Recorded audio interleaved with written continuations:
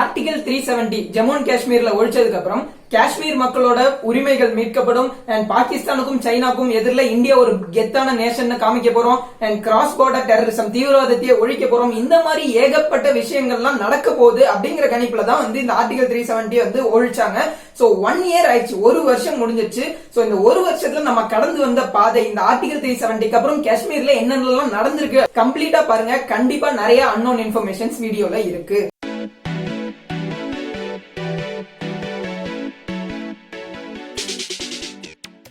Hello all, வணக்கம் and welcome back. இன்னைக்கு August 9ஆம் தேதி நேஷனல் புக் லவர்ஸ் டே. சோ புக் படிக்கிறது எனக்கு சுத்தமா பிடிக்காது. யாருக்கெல்லாம் புக் படிக்க பிடிக்குமோ சூப்பரா என்ஜாய் பண்ணுங்க அப்படின்னு சொல்லிட்டு நம்ம வீடியோக்குள்ள போயிடலாம். சோ லாஸ்ட் இயர் ஆகஸ்ட் 5ஆம் தேதி 2019 இந்த மாதிரி ஆர்டிகல் 370 வந்து அபாலிஷ் பண்ணிடுறாங்க. சோ அதாவது ஜம்மு அண்ட் காஷ்மீர் வந்து இதுக்கப்புறம் யூனியன் டெரிட்டரியா வந்து ட்ரீட் பண்ணப்படும். கிட்டத்தட்ட ஒரு வாரத்துக்கு முன்னாடியே நம்ம படைகள் எல்லாத்தையும் குமிச்சு எந்த விதமான அசம்பாவிதமும் ஏற்படாம இருக்கணும் அப்படிங்கிறதுக்காக அந்த விஷயங்கள்லாம் செஞ்சு சடனா வந்து ஆகஸ்ட் 5ஆம் தேதி இந்த மாதிரி ஒரு விஷயத்தை வந்து செஞ்சிடறாங்க.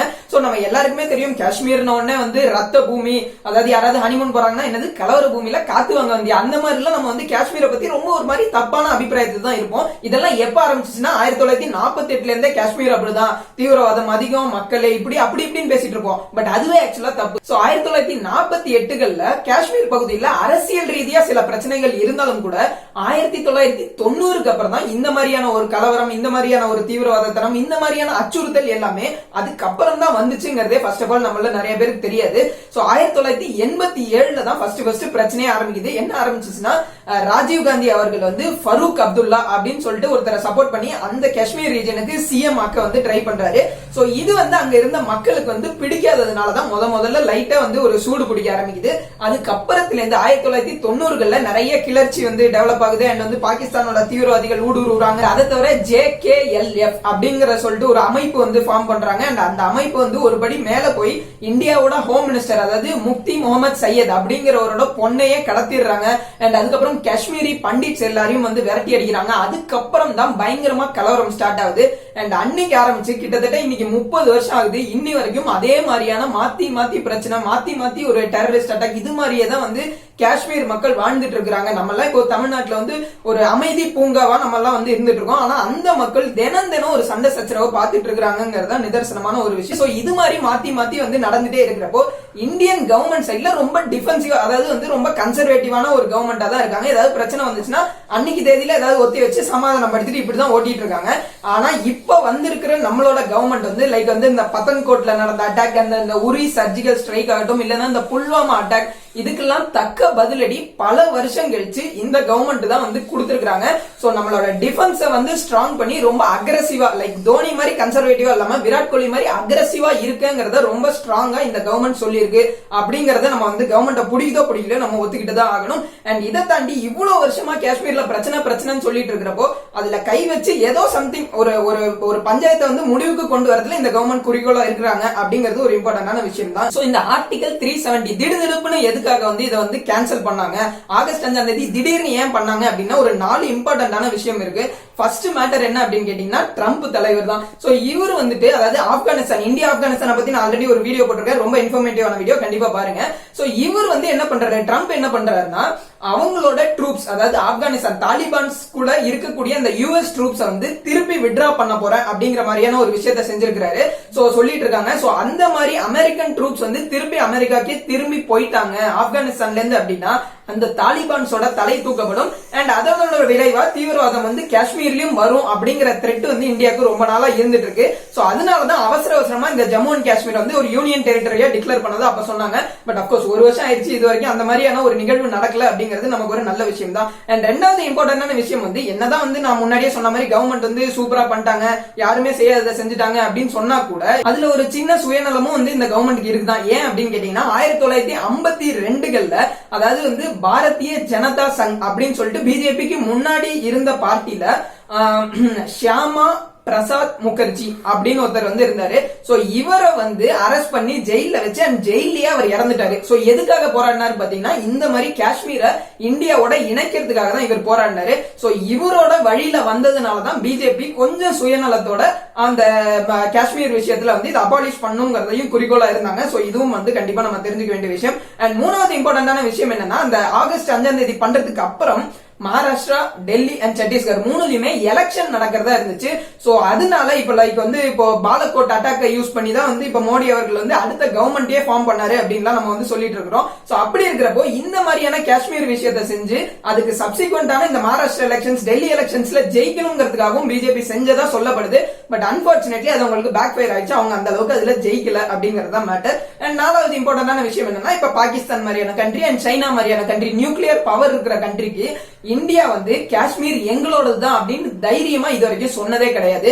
சோ அந்த மாதிரி ஒரு பதிலடிங்கிறதோட ஒரு தைரியமான ஒரு ஸ்டேட்மெண்ட், ஒரு ஸ்ட்ராங்கான ஸ்டேட்மெண்ட் வந்து இதன் மூலமா இந்தியா விடணும் அப்படின்னு நினைச்சாங்க. சோ இந்த 4 ரீசன்னால தான் ரொம்ப அவசரமா வந்து ஆகஸ்ட் 5ஆம் தேதி 2019 ஆர்டிகல் 370 ஒழிச்சாங்க அப்படிங்கறத ஃபர்ஸ்ட் ஆஃப் ஆல் தெரிஞ்சுக்கலாம். சோ இது ஒழிச்சதுக்கு அப்புறம் இமிடியேட் ரியாக்ஷன்ஸ் என்னவா இருந்துச்சு அப்படின்னு கேட்டீங்கன்னா, இப்போ இந்தியாவை சேர்ந்த பல பார்ட்டிஸ், நிறைய கட்சிகள் இருக்குல்ல, மோஸ்ட் ஆஃப் த கட்சிகள் வந்து இதை சப்போர்ட் பண்ணாங்க, நிறைய பேர் இதை வரவேற்றாங்க.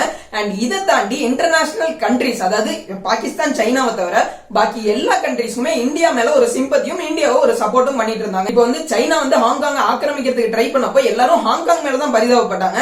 ஆனா இந்த கேஸ்ல இந்தியா மேல தான் நிறைய பேர் பரிதாபப்பட்டு இன்ஃபேக்ட் நிறைய பேர் சப்போர்ட் பண்ணிட்டு இருந்தாங்க அப்படிங்கறத மேட்டர். சோ இதெல்லாம் நடக்க ஒரு வருஷம் ஆயிடுச்சு. என்னதான் பண்ணிட்டு இருக்காங்க, என்னென்னதான் நடந்திருக்கு அப்படின்னு கேட்டீங்கன்னா, ஃபர்ஸ்ட் விஷயம், ஆர்டிகல் 370 அபாலிஷ் பண்றதுக்கு முன்னாடி அந்த காஷ்மீர் ரீஜியன்ல மிகப்பெரிய பொலிட்டிக்கல் லெவல்ல இருந்த நிறைய பேரை ஹவுஸ் அரெஸ்ட் பண்ணி சென்ட்ரல் கவர்மெண்ட் வச்சிருந்தாங்க.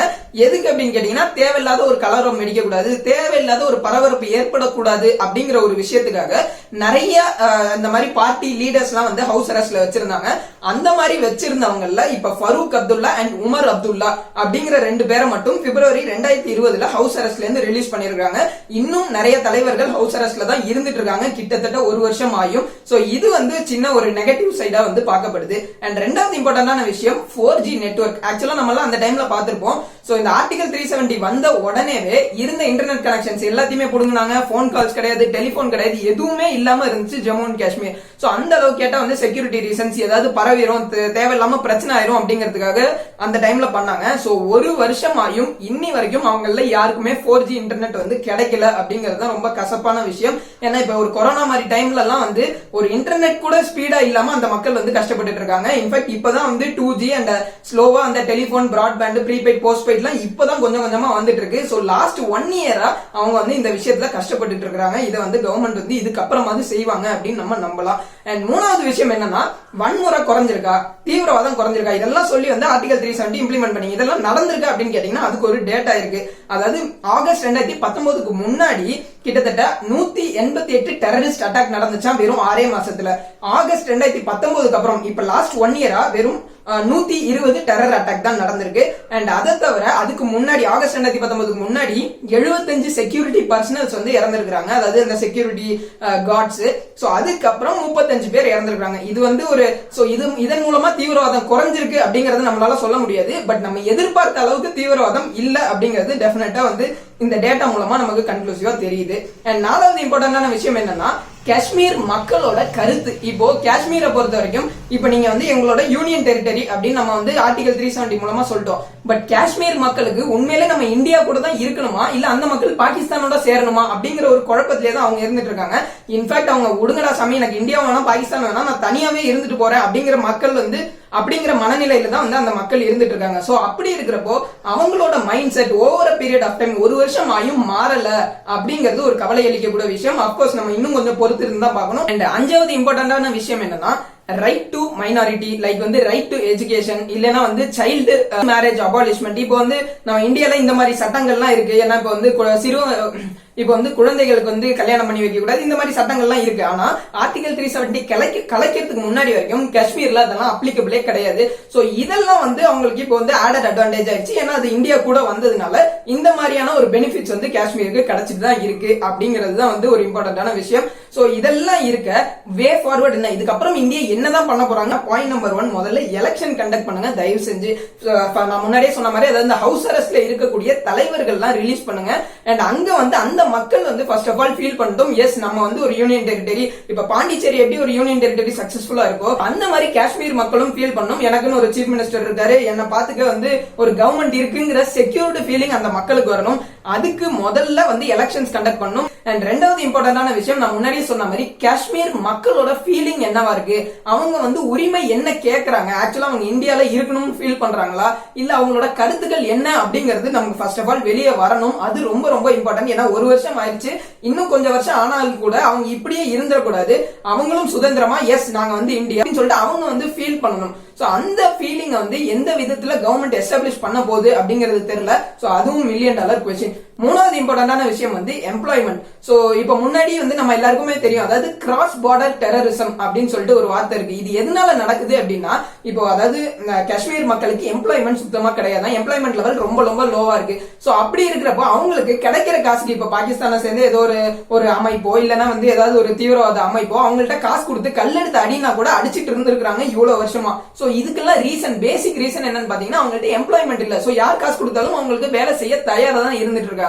சோ இந்த பேரியரை ஃபர்ஸ்ட் ஆஃப் ஆல் கவர்மெண்ட் உடைக்கணும் அப்படிங்கறதுல குறிக்கோளா இருக்கிறாங்க.